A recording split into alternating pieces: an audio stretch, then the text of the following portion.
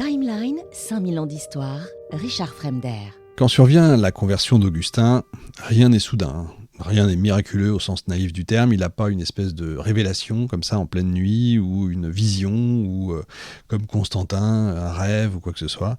Non, tout est au contraire lentement préparé, intérieurement mûri, presque épuisé. Augustin n'arrive pas à la conversion, encore une fois, par illumination. Il y arrive par impossibilité de continuer autre chose. À Milan, il a résolu presque tous ses problèmes intellectuels. Maintenant, il sait que le mal n'est pas une substance. Je l'ai déjà dit, que Dieu peut être pensé comme un esprit pur, que le christianisme n'est ni absurde ni indigne de l'intelligence, que le manichéisme est une impasse. Donc il n'y a plus d'objection théorique, si vous voulez. Mais c'est précisément là que surgit l'obstacle décisif. Augustin comprend sans pouvoir vouloir. Je répète la phrase parce qu'elle est forte. Augustin comprend sans pouvoir vouloir. Cette situation est nouvelle. Aucun philosophe antique n'avait formulé cette expérience avec une telle netteté. Augustin ne dit pas « je ne sais pas quoi faire ». Il dit « je sais et je ne peux pas ». Augustin analyse ce qu'il vit avec une précision implacable. C'est la volonté divisée en fait, c'est une découverte radicale. Il n'y a pas en lui deux âmes, il n'y a pas deux principes opposés, il y a une seule volonté, mais une volonté déchirée. Il veut se convertir, et en même temps il ne le veut pas. Non pas par hypocrisie, mais parce que l'habitude, le désir, la peur de perdre ce qu'il est devenu s'opposent justement à la décision.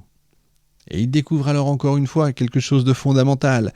La liberté humaine n'est pas intacte. La volonté n'est pas souveraine. Elle est blessée. Cette intuition va marquer une rupture majeure avec toute l'anthropologie antique.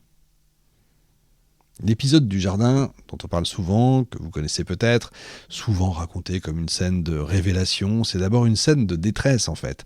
Augustin ne raisonne plus, il ne débat plus, il pleure.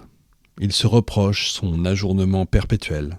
Il s'accuse d'avoir toujours remis à demain ce qu'il sait devoir faire. La procrastination, vous savez, on connaît tous ça. Il est au bout de ses forces. La fameuse voix, tollée, léguée, ne lui apprend rien de nouveau. Elle ne lui révèle aucun dogme inédit. Elle agit autrement, elle rompt l'hésitation. Et le texte qu'il lit ne le convainc pas, en fait il le libère. Augustin ne sort pas victorieux de cette crise, il sort en fait désarmé. Il accepte enfin ce qu'il refusait de reconnaître. L'homme ne se sauve pas par la seule force de sa volonté. La conversion n'est donc pas un triomphe moral, c'est un consentement, un abandon de l'illusion de maîtrise. Et c'est précisément ce point qui fera d'Augustin un penseur décisif. À partir de cette expérience, Augustin ne pensera plus jamais l'homme comme avant. Il ne décrira plus l'être humain comme un animal raisonnable, maître de lui-même, un citoyen vertueux par discipline ou un sage par équilibre. Mais au contraire, il va décrire l'homme comme un être intérieur, traversé par des conflits, dépendant du temps, de la mémoire et de l'habitude, responsable mais aussi fragile. C'est cette anthropologie qui irrigue toute son œuvre.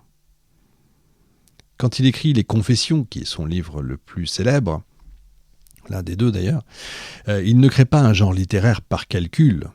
Il répond à une nécessité intérieure. Jamais auparavant, un homme n'avait osé raconter sa vie sans se glorifier. Jamais un homme auparavant n'avait osé exposer ses fautes, non pour édifier. Et jamais auparavant, un homme n'avait osé analyser son passé pour comprendre comment se forme une conscience.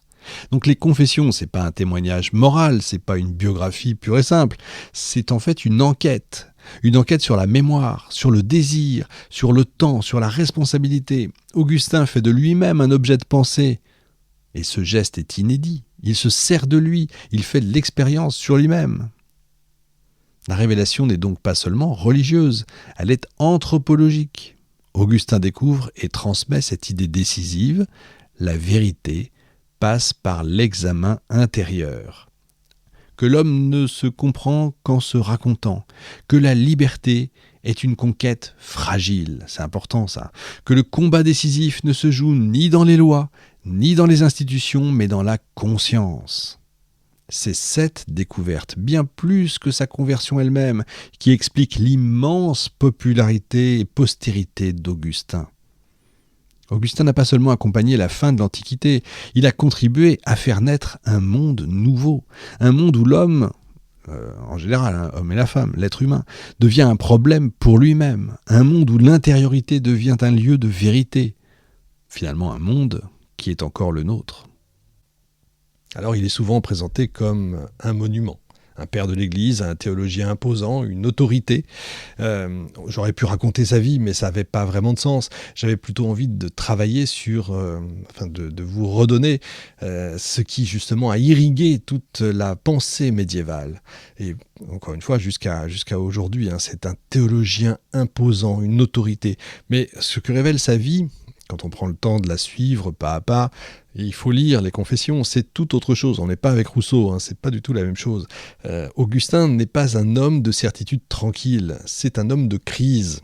Crise d'un empire qui se dit éternel, qui découvre sa fragilité, crise d'une culture romaine qui ne se suffit plus à donner sens à l'existence, crise d'un individu brillant, cultivé, mais incapable de se vouloir lui-même. C'est de cette triple crise que naît sa pensée. Et c'est pas neutre, c'est pas par hasard que je fais cette émission en ce moment. Regardez, crise d'un empire qui se dit éternel et découvre sa fragilité, pardon, mais quand on vit l'époque qu'on est en train de vivre, on peut se dire, tiens, quelque part, sans que ça recommence, parce que ça ne veut rien dire, il y a quand même des échos. Crise d'une culture romaine qui ne se suffit plus à donner sens à l'existence, même chose, toute ressemblance avec... crise d'un individu brillant, ça, chacun chez vous, vous verrez midi à votre porte, mais c'est intéressant. C'est donc de cette triple crise que naît sa pensée.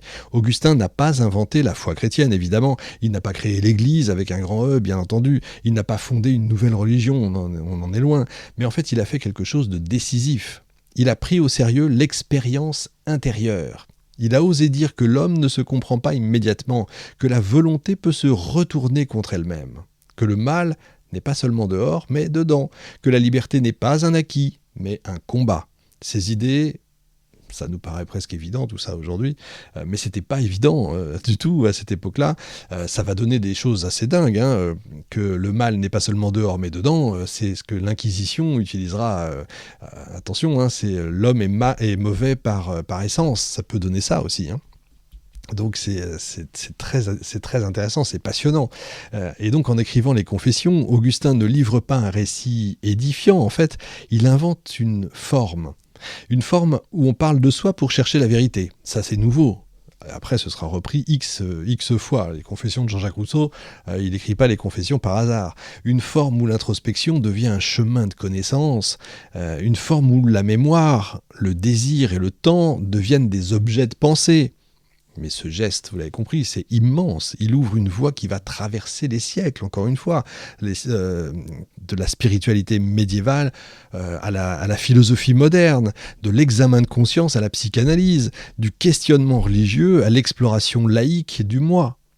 C'est quasiment, s'il n'invente pas le moi, le surmoi, et je sais plus comment, le ça, le moi et le surmoi. Enfin bref, il n'est pas... c'est pas un moderne parce qu'il nous ressemble, il est moderne parce qu'il a formulé pour la première fois, avec une telle acuité, le malaise d'un être humain qui ne coïncide pas avec lui-même, qui ne sait pas ce qu'il est en fait. Et en ce sens-là, il nous donne pas des réponses toutes faites, c'est ça qui est intéressant. Il nous lègue une méthode. Et si vous avez la chance de trouver c'est pas difficile de trouver les confessions, vous allez sur Internet, évidemment, vous les trouverez, vous verrez cette méthode qui ose regarder en face, qui nous permet d'oser, en tout cas, de regarder en face ce qui se passe en nous. C'est intéressant. Et à la fin, j'aimerais renverser la perspective. Augustin, c'est pas seulement un témoin de la fin de l'Antiquité.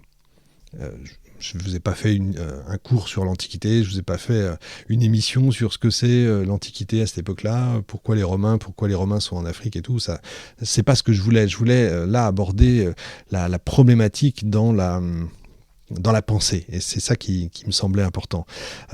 En fait, donc je disais, il n'est pas un témoin de la fin de l'Antiquité, il est l'un des inventeurs d'une manière nouvelle d'être homme dans le sens être humain, bien sûr, vous l'avez compris.